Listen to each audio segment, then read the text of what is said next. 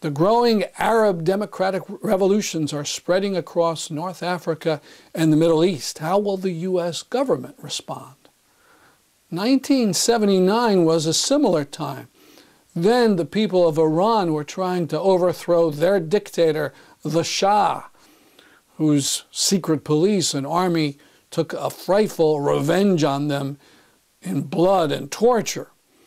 The U.S. government could have sided with the revolution, whose proponents at the time were mostly secular and leftist. But Jimmy Carter, who was president, he talks about it in his White House diary book. Unfortunately, he listened to the standard State Department blather that talked about staying loyal to your allies. Ally, the Shah of Iran, was put into power by the U.S. CIA when it overthrew democracy in the early 1950s.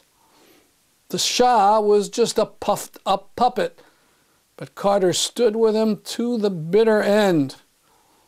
The left forces by that time were weakened, and Khomeini and his fanatics swept into power. Now we have a similar time. The people are in the streets risking everything.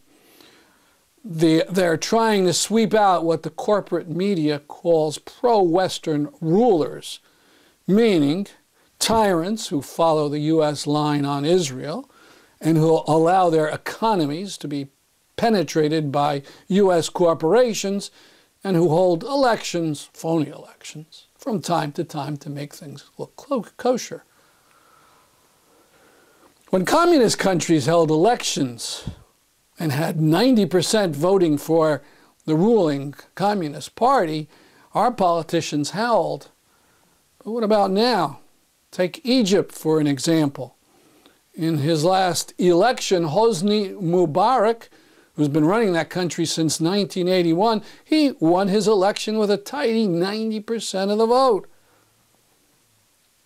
And just recently, they had a parliamentary election, and his party did even better, 97% of the vote.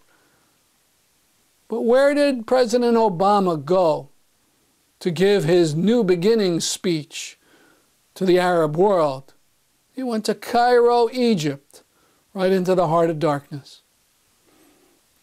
So I don't have a lot of hope that President Obama and Hillary Clinton have learned from Carter's blunder.